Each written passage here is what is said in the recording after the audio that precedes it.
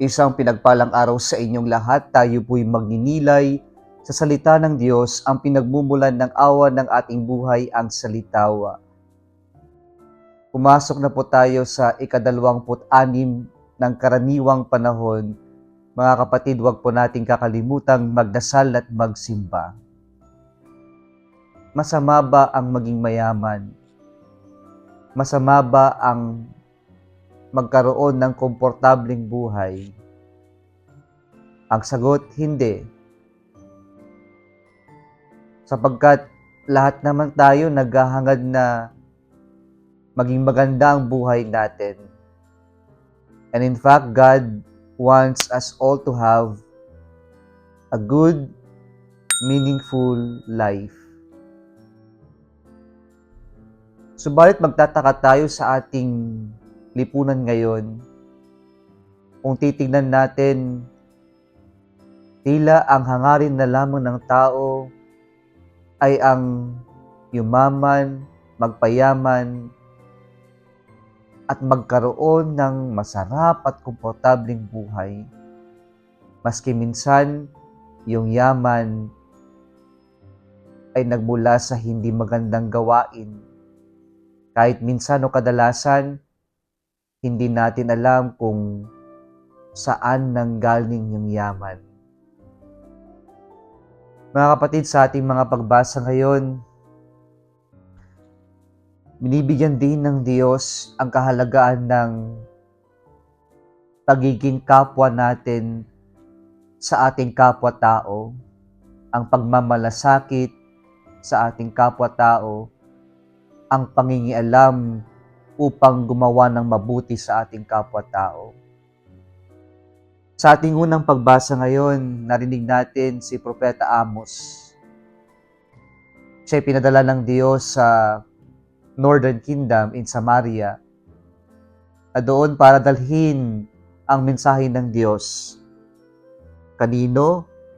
Sa mga tao doon na namumuhay sa karangyaan, sa kaginhawaan ng buhay. Wala namang masama.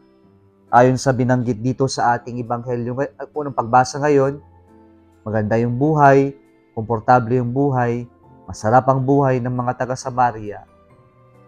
Pero ang pinuna ni Propeta Amos ay yung sila'y namumuhay sa maranyang buhay, ngunit nakaligtaan nila ang tribo ni Joseph na maraming naghihirap sa kanilang paligid at wala silang pakialam, wala silang pagmamalasakit. And so, according to our first reading today, the prophet Amos tells them, "You will be the first to go into exile."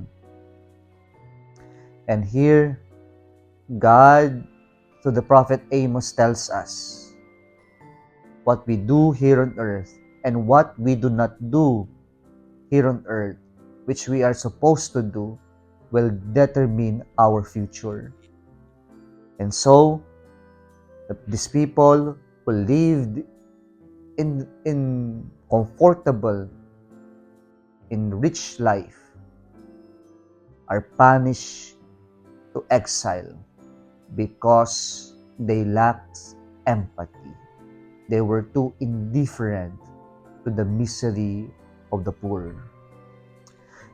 In our second reading today from the first letter of St. Paul to Timothy, Paul admonishes Timothy to live a holy life.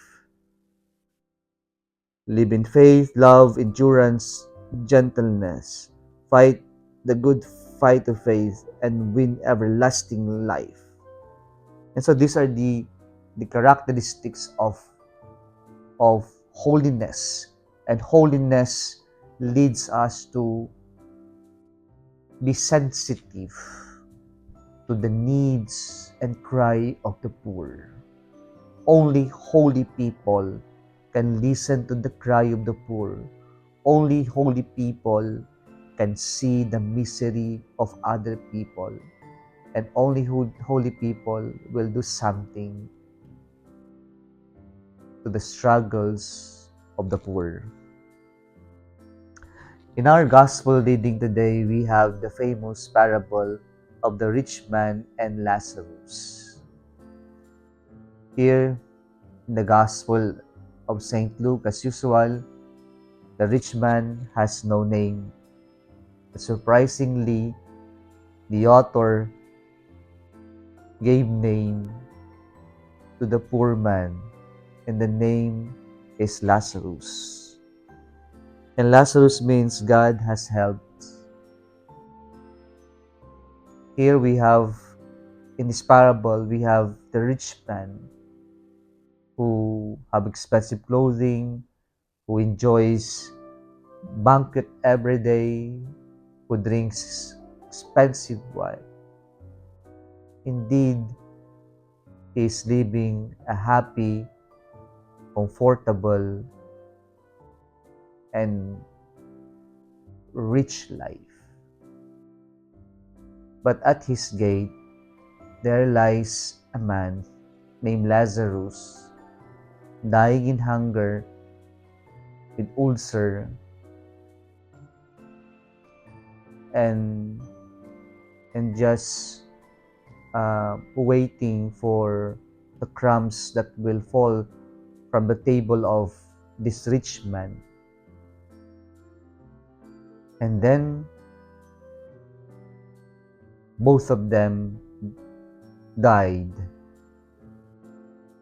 And here the future tells us, the future unfolded. The rich man went to Gehenna, into hell, and the poor Lazarus went to God's kingdom, to heaven. And there, the rich man, as Abraham, as he saw Lazarus, okay, nakahiga sa bosom ni, he asked Abraham to send Lazarus to soothe his thirst and send someone to warn his brothers that they may not end up like him. But here the answer of Abraham, "My son, remember that in your lifetime you were well off, for the lot of Lazarus was misfortune. Now he is in comfort and you are in agony. But that is not all. Between your place and ours, a great chasm has been fixed, so that no one can cross over from here to you or from your side to us." Meaning, it is already the verdict of his action. And ano ba yung naging kasalanan nung mayamang tao? Hindi naman sinabi dito. Namuhay lang siya ng marangya. At si Lazarus, wala namang binanggit na siya'y namuhay ng mabuti. The point of our gospel reading today is God has preference to the poor. And then the rich man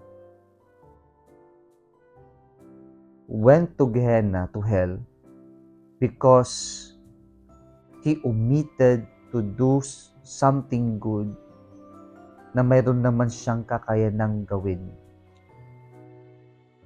May kakayanan siyang tumulong sa kalagayan ni Lazaro, pero hindi niya ito ginawa. He was too indifferent to the situation of Lazarus that he did not do something to help the misery of the poor Lazarus. My dear brothers and sisters, our actions or our omission of doing good here on earth will have an effect to our future, will determine our future. Sana matutunan natin magkaroon ng malasakit sa ating kapwa-tao, yung maging tunay tayong kapwa-tao sa mga nangangailangan. Kung nagustuhan mo ang video na ito, huwag kalimutang mag-like, i-share at mag-subscribe sa Salitawa Facebook page and YouTube channel. Muli isang pinagpalang araw sa inyong lahat.